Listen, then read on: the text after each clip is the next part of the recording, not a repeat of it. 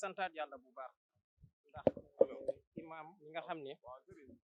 moom lañ doon waxtaane ci suba ak yéen imaam boobu la ñu gisaat tey muy imaam bu dellu si li mu doon jàngal nit ñi ñu gis ko ci moom muy dëggu muy gëm li ngay def muy gëm li ngay wax mu nekk jëmm ci yow loolu la ñu gis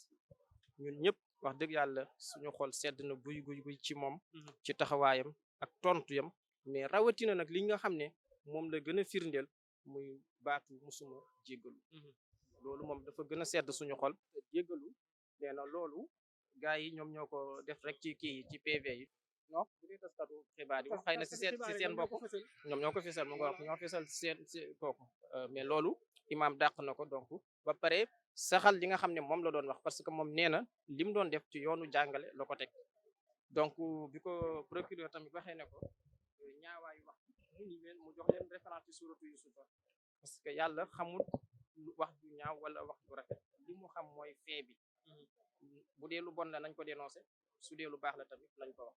kon imaam bi ñu gis tey imaam la bu ñu rassuré imaam bu dal suñu xel la imaam la boo xam ne képp ku mu doon jàngal tey jii war nga bég war a xam ne moom li mu la doon jàngal moom moo la ci jiitu waaye imaam la boo xam ne li maam Sidil Hadji Malick waxoon te moom mu nekk ci wa rajini bil xadaara bi musabbirani ala bala ika yarman yallahu imaam boobu lañu gis tey jii imaam tudd kenn accusé wul kenn ne ko góor jigéen la imaam da doon leeral ñi nga xam ne ni li nga xam ne moom la yàlla bañ loolu xam li nga xam ne tey jii maanaam imaam li mu taxaw tey jii moom la waaw kay taxawaayu kuy jàngale moom la taxaw mais taxawul taxawaayu kuy accusé ku mu mën a doon déedéet imaam taxawul taxawaayu accusé kenn mais dafa taxaw uniquement pour jàngal li nga xam ne tey moom mooy askan wi ne leen lii de baaxul ba ci ñi nga xam ne nii ñooy ñu njëkk ña bi ñu ko defee yàlla bi mu ñëwee dafa da leen a labouré kon loolu tamit suñ fekkee ne ñun dawuñu ko su ëllëgee bu ñu yàlla labouré wul fii ci bu ëllëgee danañu labouré fañ jëm te loolu wax dëgg yàlla ñun ñëpp dañ ciy am suñu part de responsabilité li may ñaan toujours sama justice te man ma wéy di ko gëm mooy équitable bi nga xam ne moom la ñuy xaar ci moom muy justice bu équitable boobu toujours daal na ko wane te man xam naa ne bu loolu amee tey ji incha allah duñ fi bàyyi Imam Ndao suñuy ñibbi ñun ak moom nooy ànd dem ñibbi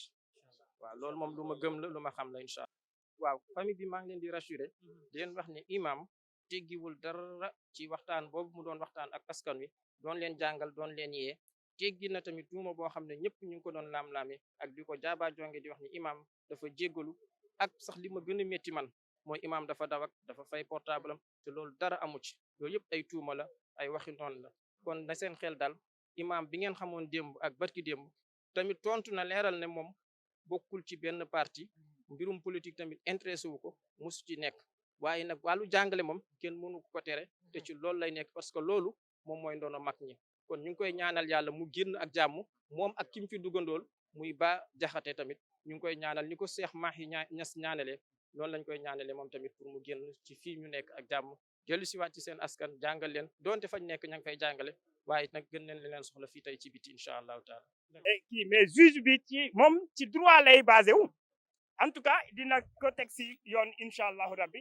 lenn du am li nga xamante ne dafay am influence wala ko premier ministre la wala instant ni moom kenn ku ci nekk mun nga wax sa position nga critiquer mais saaga moo dul yoon saaga moom duñ ko encourager ci réew mi waaw même Azoura man kii je ne suis pas d'accord le fait que mu nekk patriote ça ne te donne pas le droit ngay saaga président je ne suis pas d'accord du tout procureur waroon na ko woo laaj ko pourquoi parce que lu droit bi nekkul fii pour Mademba wala Masamba moi je suis pas d'accord pour ça man di tey su ma waxee naka sa dul noonu procureur nag autosaisir laaj ma laaj ni kii lu tax nga wax li ay preuve El Hadj Diouf da koy génne comme document tegal leen question buñ ko laaj ci ay preuve Maître El Hadj Diouf day génn document parce que je dis à l'opinion que Bah Diakhaté il a une documentation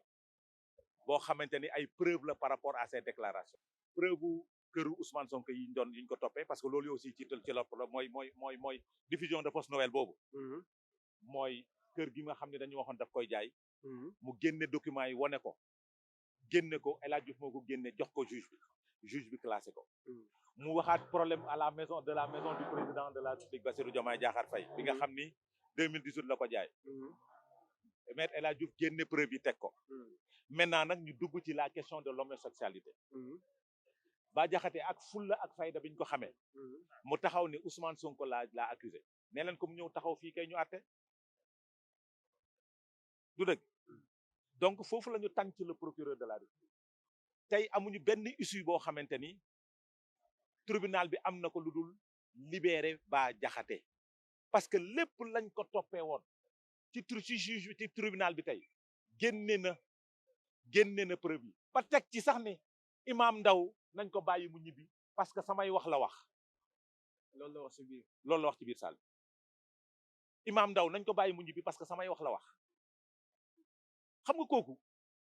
ragalul li muy wax tiitul ci li muy wax mi ngi défendre sax ki mu àndal moo tax ma leen wax sànq su nekkee yoon dañ koo wax ci tribunal bi tey Bah Diakhaté du fi génn dina fi génn dem ñibbi mais xam nañ ni su fiy génn di fi ñibbi tamit sursis lañ koy dóor lu mu tuuti 6 mois xam nga lu tax sursis boobu pour tere ko mu wax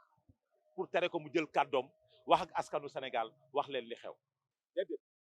wallahi ak waxtu yàlla bi billahi wallahi taala Bah Diakhaté reculé wul 2 yoota ci biir salle billahi jéggaluwul tey waxul ni waxuma ko ba musul wax ni li may wax de waxuma ko c'est pas vrai lépp luñ ko laaj génn na ay preuve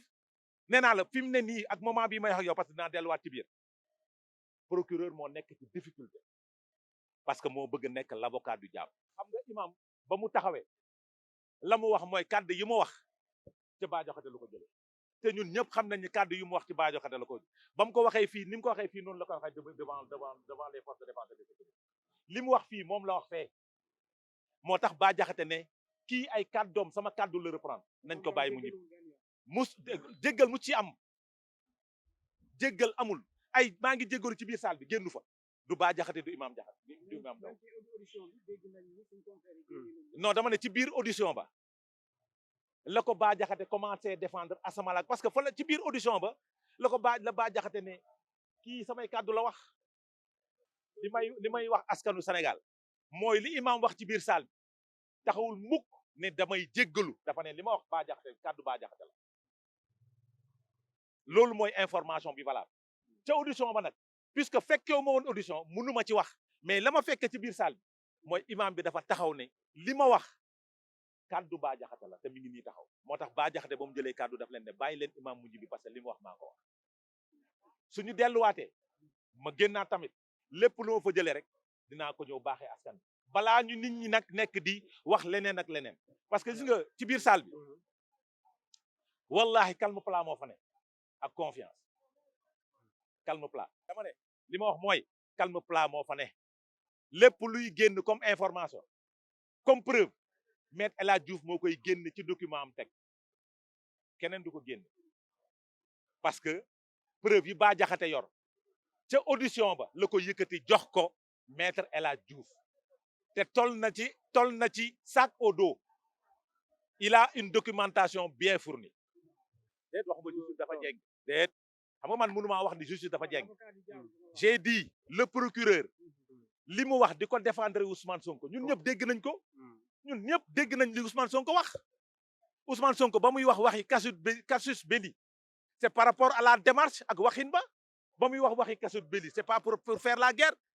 dafa wax ni homosexualité dañ ko accepté wuñu ko ci réew mi te loolu wax na dëgg mais tolérance bi tamit amu fi mais loolu la procureur bëgg défendre ñun nag waxuñu ci loolu mais li ma wax mooy tey la ñuy xam ndax suñu justice dafa indépendant ou pas tey mais man waxuma ni procureur dafa tey nangam mais li ma wax mooy ah dafa wax ne rek mais waruloon autosaisir sur un dossier boo xamante ni ça ne lui concerne pas non man du ma mës a wax ni justice su Bassirou Diomaye Diakhar Faye pour lan ma koy wax justice Bassirou Diomaye Diakhar Faye moomu ko Ousmane Sonko moomu ko parce que politiciens yu bon yi ñoo doon taxaw naan Macky Sall la ma jàpp du dëgg nee naa leen su ma neexee ma ne leen Bah Diakhaté mii otage yu Ousmane Sonko la ak Bassirou Diomaye Diakhar Faye voilà mais je dis toujours force restera à la loi parce que man loolu laa gëm et je pense que le droit sera dit ici man nag bokkuma ci ñi nga xam dañoo nekk ci reniement de le recordman des reniements c'est ce gouvernement là moi je suis pas dans le remaniement li ma doon reniement li ma doon défendre démb laay défendre tey ba tey laissons la justice faire son travail mais force restera à la justice. en fait sama tànk tey li ko waral mooy ñëw soutenir kenn koo xam ni suma camarade la sama jarbaat la daanaka dañuy échanger lu bari sama xarit la donc bu amee tolof tolof xam naa ni man bu ma nekkoon ci tolof tolof yu ni mel moom aussi dina fi nekk moo tax ma ñëw tey pour soutenir. en fait man procès bi vraiment li may njëkk wax rek mooy un peu joxe benn yedd quoi ci autorités yi nga xam ne ñoo amee réew parce que nit aussi day moytu di weer boppam parce que am na yenn débat yoo xam ne boo ko soulever ci réew mi sax tey ku nekkoon ci salle bi dégg débat bi ni mu demee nga amee responsabilité yàlla am lu mu la jox parce que ku amee rek yàlla moo la jox su ko defee am na lu nga xam ne xeetu débat yoo xam ne ñoom ñoo am intérêt sax wuti bañ ko installé ci réew parce que loolu arrangé wu leen voilà junj doy na borom xel leneen li ma bëgg a wax mooy salle bi tey ku ci nekk daanaka ki nga xam ne moo toogal ministère public ki nga xam ne mooy ministère public muy procureur de la République boo ko xoolee sax da nga koy xaw a ñeewantal tuuti tellement vraiment argument yi ak wax bi du benn parce que nit ku ñu jekku da ngay xam ne kii dañ ko jekk aujourd'hui li leer mooy absolument imam Cheikh Tidiane Ndao vraiment man dafa kawe sama njort maanaam taxawaayam ak dignitéem ni mu ko exprimer en tant que musulman d'abord pour un imam ma gis ko mu taxaw wax li mu wax dama ci am fierté quelque part parce que amul dara lu mu weddi ci lu nga xam ne wax na ko te wane na ni maanaam nguuru yàlla moo ëpp doole bépp nguuru ci àddina donc moom dafa toog en tant que ministère du culte amee ay doomu aadama yi nga xam ni daf leen di tàggat ay ndaw am ay question ak lu ko jaaxal ci société bi mu am ay question yi muy poser question yi fi mu ko war a poser parce que moom jàngalekat la loolu moo ko tax a jóg boo jëlee Bah Diakhaté aussi ay preuve am la indaale yu leer nañ ay preuve concernant Abdourahim Kébé yëpp ko génne mu leer nañ ay preuve yu nga xam ni président Ousmane Sonko de Pastef ci wàllu këram gu nga xam ni daf ko jaayoon à 100 millions te bokkul ci déclaration de patrimoine am après que mu def déclaration de patrimoine am daf ko génne mu leer nañ ñu teg ko kenn amul dara lu mu ci mën a wax beneen ba aussi liñ koy wax ci naan ndax daf ko accuser góor jigéen leer na ni accuser wu ko góor jigéen dafa ni sa carrière politique kenn mënu ko détacher ak ñi nga xam ni dañuy tàggat dañuy encourager waxul sax ñi nga xam ne góor jigéen lañu mais dafa ne ñi nga xam ne dañuy encourager góor jigéen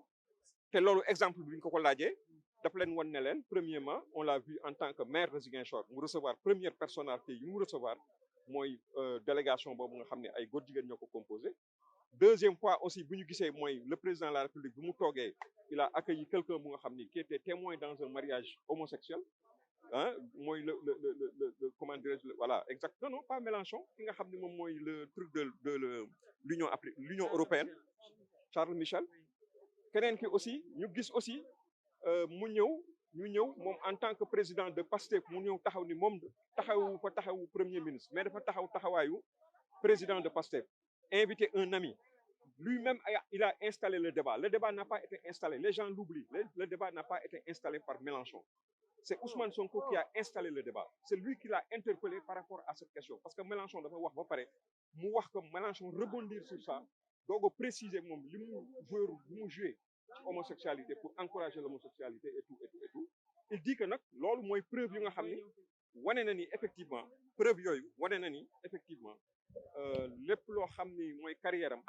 mënuloo ko détacher ak ñi nga xam ni dañuy encourager homosexualité. donc ñun jàngat bi ñu ci am en tant que membre de sa famille li ñuy wax. mooy am na des propos benn violence verbale boo xam ne ñun duñ ko cautionner mais aussi on ne va pas cautionner ñu jël une justice utiliser ko pour mettre ko pour dal ci kaw doomu aadama parce que depuis cette affaire nous avons constaté que certains responsables et militants de Pastef ñoom dañoo yaakaar ni ñoom ñooy les justices ñoom ñooy procureur di maanaam chargé dossier bi di utiliser la justice pour contre une personne mu mel ni justice de revanchard la am loolu moom je pense que le peuple sénégalais ne va pas l'accepter parce que ñun bokku ñun ci ñu fal Diomaye parce que on a voté pour Diomaye mais cette rupture tant promis cette rupture bi nga xam ne nii justice indépendante non sélective et non au service d'un parti ou des personnalités politiques loolu lañ sentir ci lii parce que ñoom am nañ benn haine envers Bah Diakhaté envers des personnalités ñu bëgg ci profito bëgg a utiliser ce dossier pour maanaam toroxal benn doomu adama loolu nag je pense que la justice sénégalaise doit être indépendante libre et non partisane te li ñu gis doy na waar te duñ ko rafetlu te Diomaye et Sonko nous avait pas promis ça cette rupture tant théorisée tey gis nañ ni loolu amul donc lu ñuy wax mooy justice bi na libre équitable def liggéeyam nu bañ a nekk ci instrumentalisation yi d'une personne pour toroxal doomu adama loolu moom ñaaw na trop ci biir Sénégal. xam nga ñoom waa Pastef fi ñu juume dossier bi waruñu ko woon def dossier état bañ ko defee dossier état lañ dugg ci kàmb bi dossier bi kenn daa waroon a volontaire ci ñoom porter plainte Bah Diakhaté mu ñëw wuy ji ñoom ñaar ñu layoo mais boo ko defee dossier état am na ci preuve yoo xam ne bu ci procureur dutee da ngeen di am obligation ngeen ñëw yéen témoins yi parce que kayit yi Bah dugal mooy wane ne Diomaye dafa nax sénégalais yi jaay këram Cheikh Diba di ko nëbbu te ci li ba kii wax Bah wane ne Ousmane Sonko dafa jaayoon këram moom tamit di ko nëbbu di nax sénégalais yi procureur am na doute ci loolu doute nag bu amee faaw ay témoins yi ñëw notaire bi ñëw Sonko ñëw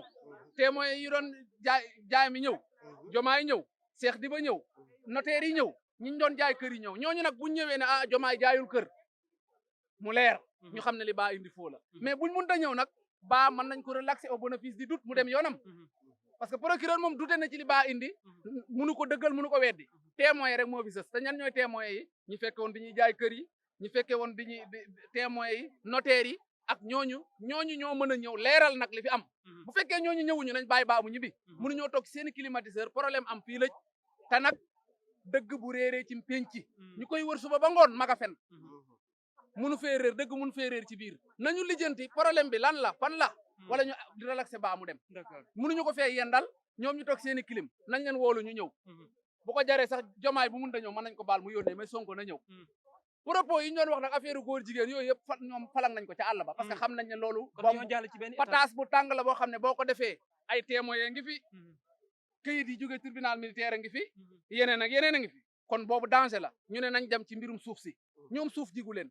ay lekkatu suuf lañ suuf jigu leen kon nag loolu lañ jam ñu leeral Bah Diakhaté daal nañ ko bàyyi mu ñibbi wala ñu ñëw témoin yi nañ ñëw moo gën a gaaw parce que lii ñu ne nii guddal jël la rek cuune nag boo xamul état nekk apprenti état yii rek nga lay dugal da ngay jël dossier boo xam ne mën nga ko régler vite fait nga def ko dossier état doo mën a ñëw témoin nga dugg ci kàmb gi bala ñu ciy génn dinañ xam kii Bah Diakhaté nañ ko bàyyi mu ñibbi d'accord ñu ngi continuer ci réquisitoire avocat yi ñu ngi continuer après procureur bi ñëpp dégg nañ lu procureur bi wax mais dafa am lu ma bëgg a rectifier tuuti mooy lu waa Sénégal bind di wax ne Bah Diakhaté dafa ne Ousmane Sonko nit ku baax la on rappelle une fois Bah Diakhaté propos yi mu teniroon devant les enquêteurs il n'a pas changé ses propos dafa que vous informez juste et vrai loolu dafa am solo ci information je m'adresse surtout à Sénégal seen patron bi tëdd Amérique di bind lu ko neex di alerter lu ko neex il faut qu'il arrête nous sommes dans un pays sérieux mënoo envoyé say reporter tribunal ñu nekk ci tribunal di bind lu la neex beneen bi mooy gis ngeen tey réquisitoire yi fi am yëpp déglu ngeen ko mais tey bu ñu déggee yoon bu ñu liiree droit Bah Diakhaté dafa war a ñibbi këram te loolu la ñu yaakaar ne droit dinañ ko wax am na nag leneen lu ñuy tramé mooy lan dégg naa activé waat nañu procureur ci yeneen dossier pour que en cas bu Bah Diakhaté amee liberté wala Bah Diakhaté buy delluwaat rëbës ñu jëlaat ko ci ay loxo pour delluwaat ko pour mun ko tegaat yeneen daan ñu ngi alerter opinion nationale ak l'opinion internationale di leen wax tey acharnement bu ñu commencé tey ci opposition muy en l'occurrence Bah Diakhaté ak Imam Ndao aussi nous allons pas l'accepter et nous allons faire face à ce pouvoir pour que nous rappelons une fois de plus dirigé par des repris de justice parce que tey mënuñoo ñoom ñàkk respecter justice ñàkk jël justice def ko torchon saaga fi justice def lu nekk ñëw tey di taxaw nit ñi di wax force restera à la loi nous sommes convaincus force doit rester à la loi mais lu ñuy wax ci force boobu mooy na justice def yoonam mais ni ñuy wax loolu mooy nañu bàyyi Bah Diakhaté dellu ci njabootam nañu bàyyi Imam Ndao dellu ci njabootam et nous allons pas reculer parce que c'est ça notre combat waxuñu pour nit ñi saaga waxuñu pour nit ñi wax def lu bon mais lu ñu gëm bu ñu nekkee pays liberté pays de droit ku nekk am nga xalaat parce que man li ma jaaxal mooy Bah Diakhaté am na ñu mu tuddoon ana colonel Ndao lu tax porte plainte Bah Diakhaté dafa dut baaram colonel Kébé di moins lu tax porte plainte Bah Diakhaté tudd na Ndiaga Seck ana Ndiaga Seck lu tax ñëwuñu pour man mbir mi ay caaxaan la mbir mi ay tappale la mbir mi ñàkk weg yoon la mbir mi jël ay procureur la di leen dénk ñi def liggéey boo xamante ne naka sudul noonu la loolu moo xew ci dëkk bi avant on nous parlait de procureur de Macky Sall mais maintenant je peux dire que nous avons le procureur de Sonko et de Diomaye c'est ça qui est là waaw loolu moo existé fu mu nekk nii. Faut que jàpp procureur bu mu intervenir lu ci ëpp daal ci mbirum président de la République la parce que bu ñu ñëwee ci article 252 alinéa 2 ñi wax ne quelqu'un qui jouit des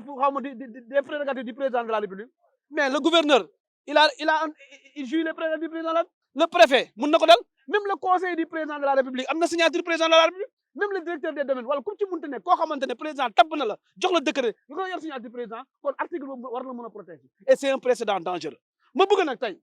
article boobu ñuy wax tey ñu tudd ko muy article caaxaan muy article kasaw te musta exister existe mais ça c'est pas pour le premier ministre l'article peut exister en cas de vacance de pouvoir du président de la République parce que le président de l'Assemblée nationale assure les prérogatives ou bien les pouvoirs du président de la République mën nañu ko jëmee foofu loolu mooy dëgg loolu mooy jàng parce que le premier ministre yorul benn pouvoir du président de la République parce que l'armée qui est là le premier ministre mënu ko def mënu ko en guerre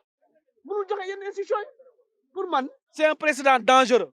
nous disons que Ousmane Sonko il n'a qu'à arrêter son jeu d'enfant na arrêté lu muy def mooy Ousmane Sonko luñ koy wax mooy dund bu waxoon bu ñëwee avant 2 mois da koy wàññi luñ ko wax mooy tey courant bu mu yokk bi na ko wàññi luñ ko wax tey cortège bu mu yor na ko wàññi luñ ko wax tey moom Diomaye nañu génn ci hôtel yi ñu nekk luñ leen wax mooy lu ñu doon jiiñ mooy lan train de vie de l'État nañ ko wàññi luñ leen doon wax lu ñu duggoon mooy appel à la candidature nañ ko def loolu lañ leen sant mais sant leen ñu jël ay Bah Diakhaté di ko jàpp maintenant nag ce combat là nous l'avons déjà internationalisé et nous allons faire d'autres actions yoo xamante ne lépp loo xam ne yoon may nañu ko dinañ ko def pour la libération de Bah Diakhaté et man gëwuma man imam Babacar boobu gëwuma ko parce que li ma gëm mooy nit waruñu la activer pour nga plainte booy plainte da ngay dem plainte sa propre gré parce que dañoo xam ne ce dossier là il est vide ce dossier là dara nekku ci moo tax ñu activer ñooñu pour ñu plainte lu tax activer wuñu colonel Kébé mu porte plainte lu tax activer wuñu Ndiaga Seck mu porte plainte loolu mooy dëgg bi mais lu tax ñu bëgg a activer sa kii l'imam là pour mu porte plainte Babacar bu xam je ne peux même pas citer son nom nous attendons voilà il est libre c'est ça lii mooy Sonko dictateur loolu mooy justice tey nous avons Bah Diakhaté est libre léegi nag on est-ce que le procureur une procédure et nous attendons est-ce que le procureur il est toujours le procureur de Ousmane Sonko et de Diomaye Faye c'est le procureur de Sonko et de Diomaye Faye et nous attendons dans notre combat en tout cas dossier là il est vide Sonko dictateur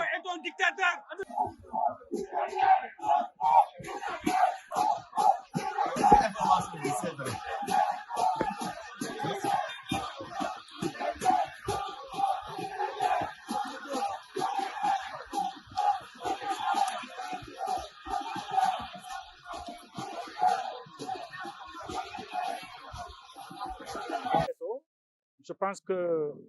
d'abord, pour répondre à la question très rapidement, je pense que bu libéroon peut-être yéen sax doo leen fi nekk bu pare woon yéen sax doo leen fi nekk parce que depuis ce matin loolu lii moo leen fi indi te ba léegi mu ngi wéy pour votre information audience mu ngi continuer ba léegi avec la plaidoirie de la partie civile en l'occurrence maître Amadou Sall avocat de Bah Diakhaté et de Imam Ndao avant moom maître El Hadj Diouf ak Antoine Mbengue toujours la partie civile ñoom ñoo doon def seen plaidoirie alors ñoom ci seeni plaidoirie jàpp nañ ne ki nga xamante ni moom mooy Bah Diakhaté parler de Ousmane Sonko président du parti et non premier ministre et que ñoom dañoo rapporté ne que Bah Diakhaté ci réquisitoire bi dafa wax ni moom sa vidéo date de 2022 malheureusement un autre avocat a souligné qu'en 2022 Ousmane Sonko n'était pas premier ministre donc comment dans la vidéo on peut annoncer premier ministre et qu'on dise que la vidéo c'était en 2022 donc la question elle est là ça appartient maintenant au président du tribunal d'en décider pas moi ni les avocats ni le procureur ci réquisitoire am admettre na ne ki nga xamante ni moom mooy Bah Diakhaté ak Imam Ndao en se basant sur le procès verbal bi nga xamante ne police judiciaire moom moo ko def au niveau de l'enquête préliminaire que ces propos li mu indi ci li nga xamante ni moom mooy procès verbal bi sont condamnables parce que accusant justement le Premier ministre Ousmane Sonko ou Ousmane Sonko, président du parti, d'homosexuel. Les propos, nous au niveau dans la vidéo, ne me permet pas d'y revenir, nous ci dellu teggin wi nu ma ko waxee ci vidéo bi mënuma ci ñëwaat. Quoi qu'il en soit, jàpp naa ne le procès continue. Les deux parties dégg nañ leen mooy le procureur de la République ak ki nga xamante ni ñoom ñooy les avocats de Bah Diakhaté. Mais ce que je constate du côté des avocats de Bah Diakhaté, ils sont plus, excusez-moi, ils sont plus dans la politique que dans les faits. Parce qu'ils sont dans la politique, parce que c'est Maître El Hadji Diouf qui, vous le savez, ne sera jamais avocat de Sonko. Maître Amadou Sall, qui a été dans un dialogue porte-parole de Benno Bokk Yakaar, qui est donc avocat de Bah Diakhaté. Vous comprendrez kon foofu loolu ñoom duñu mës a nekk du côté du Premier ministre Ousmane Sonko. Donc man ci li ma déduire ci procès bi que mooy tey am na ñoo xamante ne dañu mbubboo procès bi, notamment les partisans de Bah Diakhaté, pour flinguer Ousmane Sonko. Et ici, on attend sans doute le terme juridique dans le fond du dossier, véritablement apporter loo xamante ne xëy na mën na ci génne Bah Diakhaté. C'est vrai, Maître Antoine Mbeng, par exemple, qui est avocat de Bah Diakhaté, vraiment a été vraiment nekkoon na koo xamante ne ci plaidoirie am nangu nañ ne il était au fond du dossier. Se génne na ay article lu mel ni article 254 alinéa 2, génne na aussi article 3, génne na article 9, ainsi de suite. Donc utiliser na vraiment des éléments techniques de plaidoirie pour mën a défendre son client. Maître El Hadji Diouf, c'est bis bi yam diggante moom ak procureur répété waat na ko ci plaidoirie bi muy wax ne ki nga xamante ni moom mooy procureur de la République dafa war a nangu ne qu'il s'est trompé de bonne foi, que nit ku dul juum amul. Dem na ba tudd ci Youssou Ndour, nee na Youssou Ndour way na ko, nee na nit ku dul juum amul. Kon procureur da nangu ne dafa juum. Ce que le procureur, en tout cas dans sa plaidoirie, 1 heure pratiquement 25 minutes, wax na ci lu bëri loo xamante ne moo jëm ci procès bi. Maintenant li yëpp bu jeexee nag jàpp naa ne tout simplement, bon, le président du tribunal, maintenant la décision va lui revenir de dire la vérité, parce que justice loolu la, il faut lire la vérité au nom du peuple et pour le peuple. Bon, je pense que Cheikh Tidiane, bon, dafa rapporter des propos dans une vidéo. Et lu mu wax aussi, bon, il a demandé pardon, pas le mot, utiliser le mot pardon, mais tournure bu mu utiliser mooy def na erreur, et que mën nañ ko mu ngi ñaan njëggal. Donc mën nañ wax ne foofu peut-être c'est le mot pardon le gars yi di bañ, mais en réalité Imam Ndao aujourd'hui, voilà, il a dit de manière vraiment bu ñu ko tënkee mooy ça résume le pardon. Voilà. Vous savez, je suis un journaliste comme vous. Je ne suis pas duma juriste.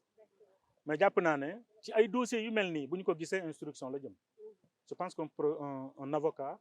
am na ku ko ci souligner, en l'occurrence Maître Antoine Mbeng, avocat de Bah Diakhaté. Yu mel nii da ngay dem instruction. Je pense qu'au Sénégal, pratiquement nous sommes tous sur LP, liberté provisoire. Parce que loolu lañ tàmmal Sénégalais mooy boo ne nii rek ñu jàppale yóbbu la instruction. Flagrant délit sàcckatu ginaar yi ak sàcckatu portable yi ñoo jëm flagrant délit. Mais ñeneen ñi duñ dem flagrant délit, instruction directe. Instruction mooy yaa nga ca kaso ba ñu jëbbal le deuxième cabinet mu lay seetu nga nekk ca kaso ba xamoo kañ ngay génn, xamoo kañ lañ lay atte. Le temps que sa avocat di yëg a wàcc nga dem 2 mois 3 mois 6 mois ñu doon la may liberté provisoire. Donc monsieur termine. Donc moom lañ tàmm di gis. Dossier bi, je ne suis pas juriste, mais yàgg naa quand même de suivre des procès. Parce que même le premier procès Hissène Habré fi la ma fekk que j'ai suivi tribunal B bi nekk fee. Donc ak yeneen procès, même le deuxième procès. Donc am na yoo xamante ne xam nañ ko, mais bii dafa dem flagrant délit. Loolu moo tax Maître Antoine ne heureusement que dem na fac. donc bu demee FLAC c'est moins contraignant, c'est moins compliqué. Mais le procureur, je pense, dafa requiert 6 mois ferme. 6 mois ferme, ça c'est une procureur moom moo ko laaj. Avocat bi moom dafay taxaw mu naan bàyyil ma sama client bi. Procureur bi day taxaw moom mu ne nga condamnel ma ko 6 mois. Man mii di wax je n'en ai pas les prérogatives. L'avocat bi amul prérogative bi. Procureur amul prérogative téye ku ne. Ki am prérogative bi c'est le président du tribunal, le juge. Moom moo am prérogative bi nañu ko déglu xëy na moom bu fekkee ne joxewul verdict tey dina def délibéré pour prochainement mu joxe maintenant le verdict. Loolu yëpp li ñuy souhaité mooy peut-être que mu jeex tey parce que coow li bari na, mais je dirais de facto vivement la réforme de la justice sénégalaise. D'accord. Alors, je ne connais pas Oumar Sow. J'ai entendu ce qu'il a dit. Dégg naa bu baax Oumar Sow li mu wax. Mais je vais le dire tout simplement que nous ne sommes plus dans une république bananière. Nous ne sommes plus dans une république où il y a la loi de la jungle. Nous ne sommes plus dans une république où ce qui appartient à Massamba wala Mademba. Ci réew lañ nekk. Yéen ñi taxaw ni yëpp am ngeen carte de presse, am ngeen carte d'identité sénégalais. Ngeen nekk ay journalistes, ay reporters. Bu fekkente ne moom dafa jógee fële di ŋaññu journaliste, saaga journaliste parce qu'il ne connaît pas son rôle. Gis nga ku xamul sa rôle yooyu yaay ŋaññ journaliste. Yaa ngi dégg ki xamul lan mooy rôle am moom mooy ŋaññu journaliste. Ce qui reste est que aujourd'hui la sécurité, j'interpelle l'État, la sécurité de tous ces journalistes est entre les mains de l'État. Et j'interpelle l'État fii ba ngeen jógee fii lenn rek bu dalee benn journaliste Oumar Sow est responsable ak j'ai tout vu et j'ai interpellé acquis de droit. Nous avons interpellé acquis de droit loolu moo tax ma prononcé loolu fii ba ngeen jógee fii ku fi dara dal même bu dee pousseur sax jam na la on prendrait Oumar Sow responsable de ça ak ñi mu àndal. On ne va plus accepter ça li ñu doon def démb loolu mënatul nekk. Nous sommes dans une république. Moom ñi muy jàppale c'est eux qui ont désarticulé cette république. C'est eux qui ont bafoué les fondamentaux de cette république. C'est eux qui ont fait de cette république de ce qu'il est aujourd'hui. Aujourd'hui, on va accepter que ces gens-là se mettent devant les gens pour dire que ni ak ni. Il faut qu'ils arrêtent. Si arrêter, on va l'arrêter avec nos moyens parce qu'on ne va plus l'accepter. Le Sénégal restera sous nos gales. Ça n'appartient plus à 5 personnes, à 6 personnes. On l'a assisté pendant 12 ans. Désormais, on ne va plus l'accepter. Pendant 12 ans, on a donné la parole à tout le monde dans ce pays. On ne va pas accepter que pendant 12 ans, le Sénégal, en matière de liberté de la presse, qu'est-ce qu'on n'a pas subi ici? Qu'est-ce qu'on n'a pas vécu ici? Qu'est-ce qu'on n'a pas fait ici comme sitting? Pendant 12 ans. Aujourd'hui, ils se permettent de dire la presse ni attaquer auto. Nous serons au front et nous répondront coup par coup. Mais en attendant, je vais interpeller l'État du Sénégal, nous dire ses dispositions par rapport à des gens comme ça. On ne sait, ils sortent d'où? Ils veulent nous menacer. Nous menacer. On verra.